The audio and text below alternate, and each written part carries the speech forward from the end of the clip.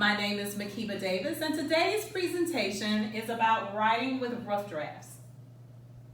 Learning outcomes for this presentation are to identify barriers that impact the writing of drafts, define and describe drafting, analyze a writing piece, and design an approach to revising a draft.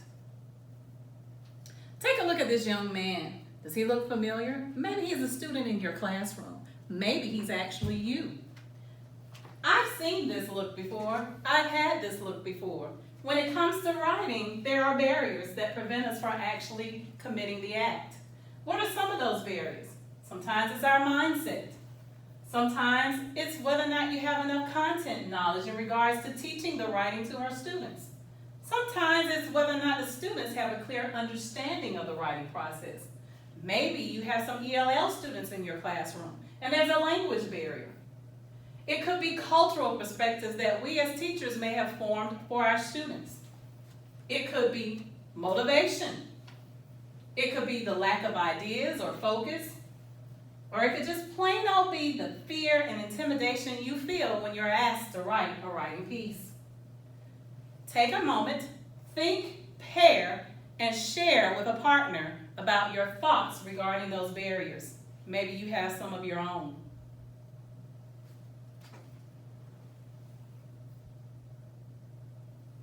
There was a study that was done with 3 African American middle schoolers, and they were asked what were their perceptions about writing. Well, they said they did not understand how to do it. They thought writing was a tedious process.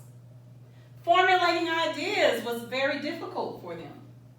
Hard to get started. Equated grammar and mechanics with good writing. Had an inadequate writing background. Absolutely hated writing. Sound familiar? It's those barriers. How do we get beyond those barriers? We have to begin by having a shift in mindset. How do we shift those mindsets? We as the teachers of the classroom, teaching of writing, have to begin doing more of the modeling of that writing process, step by step. Integrating digital tools to help our students who are living in a 21st century global society move and use computers. Providing authentic writing opportunities and doing it on a daily basis. And finally, connecting reading with writing. Why is that so important? Because the two go hand in hand. The 5 stages of writing. You may be looking at this image and you may be saying to yourself, well, wait a minute. I only see 4: pre-writing, drafting, editing, and publishing. But if you were like me growing up as a writer, you thought that the writing process was a linear process and it just went from each stage to the next stage and you're done. Well, writing is actually a recursive process. And if you look at this image again and you take a look at the drafting process, you'll notice that revision is a part of that process. Why is that? When we ask our students to write, we ask them to write a rough draft. Then we provide that rough draft, or the students provide that rough draft to their peers or even the teacher so that they can provide some feedback to them. Once that is done, we give that to the student. The student takes the information and they write a second draft. And they may stop there or they may continue that process. Why? Because they're going to write until they have made it to the point where they are ready to edit. And when we're editing, that's when we're going to begin to focus on grammar and punctuation. And finally get to the point where we're ready to publish for our audience to read. What is that drafting in more detail? Well, I don't know. In some classrooms, I know in my classroom, I had my students to carry a writer's notebook. Not only did they have writer's notebooks, that I had writer's notebooks.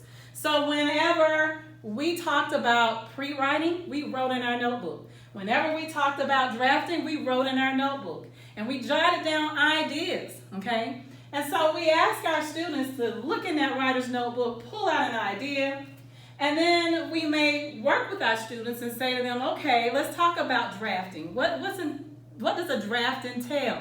And we create these anchor charts. And the kids begin to take the ideas from their writer notebooks and just actually sneeze those ideas onto a sheet of paper. Yes, I said sneeze. I know that sounds disgusting, But we're actually asking them to do is to focus on getting their thoughts out in a hurry. They're just writing their thoughts into sentences and forming paragraphs. And as they're doing so, we're asking them to skip lines so that there's room for them to be able to provide feedback themselves and get feedback from the peer review and the teacher feedback. And we're also asking them not to write on the back side of their papers.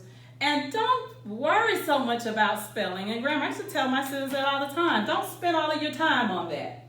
And also help our students to know that it's not supposed to be a pretty process. It's gonna be quite messy. Rubrics are very important as well. As we talked earlier about that anchor chart, you can actually take the information from that anchor chart, work with your students to develop a rubric together if you wanted to, like I did with this one, to create one on organization of a paragraph, or even an essay. Or you might just find a rubric that works best for what you're trying to teach.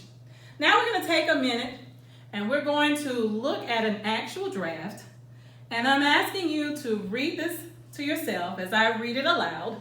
And what we're thinking about is what are those problematic areas in this draft that we may want to address with this particular student. I like autumn. Autumn is a sad time of the year. The leaves turn to brilliant yellow and red. The weather is mild. I can't help thinking ahead to the coming of the winter. Winter will bring snowstorms, slippery roads, and icy fingers. In winter, the wind chill factor can make it dangerous to be outside. I find winter unpleasant. In autumn, I can't help thinking ahead to winter's arrival. I am sad when I think that winter is coming. Now hold that thought right now. Let's take another look at drafting again, a little bit deeper. Remember we talked about that first draft is about focusing on ideas, organization, rethinking, supporting, concise word choice, and our audience, who are we writing this for? If that is the case, when you think back to that paragraph, what is missing? Well, if you're thinking like me, it's probably the organization. And what's missing in that organization? Transitions. We use transitions to organize or bridge the gap between our paragraphs, the essay itself, and within the paragraph when we're talking about the sentences.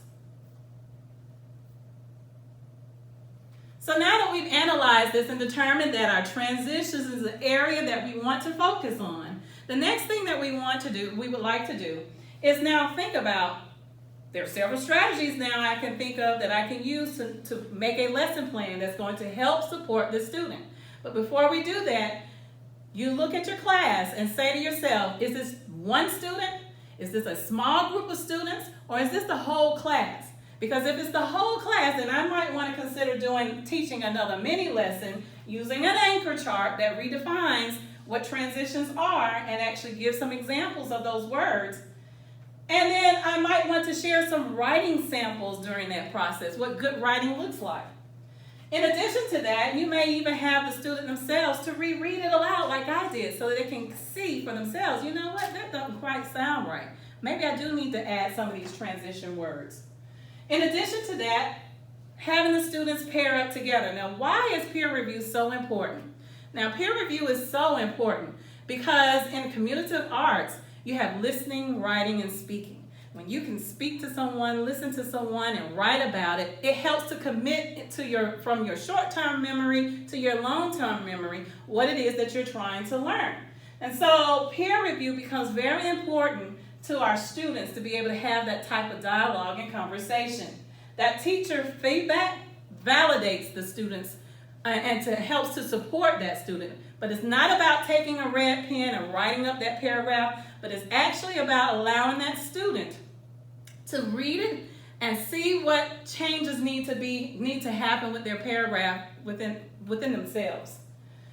All of this is to move towards helping that student be able to revise their draft for however many times they need to get to the final product. Now that we have analyzed a paragraph, we have talked about strategies that we can use to help support our students. We looked at the whole class, the small class, and the individual student. It is now time for us to take a minute to think for ourselves, what have I learned from this presentation today? So what I'd like for you to do right now is to rate yourself, think pair with a partner to discuss your response, and then share your takeaway with someone.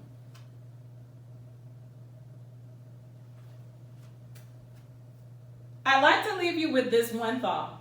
Don't be paralyzed by the idea that you're writing a book. Just write, by Isabel Allen. Why do I say that? You're an author, I'm an author, our students are authors. If you're encouraged to write, our students will be encouraged to write, and that rough draft process will become an easier process for you, the students, and me. Thank you.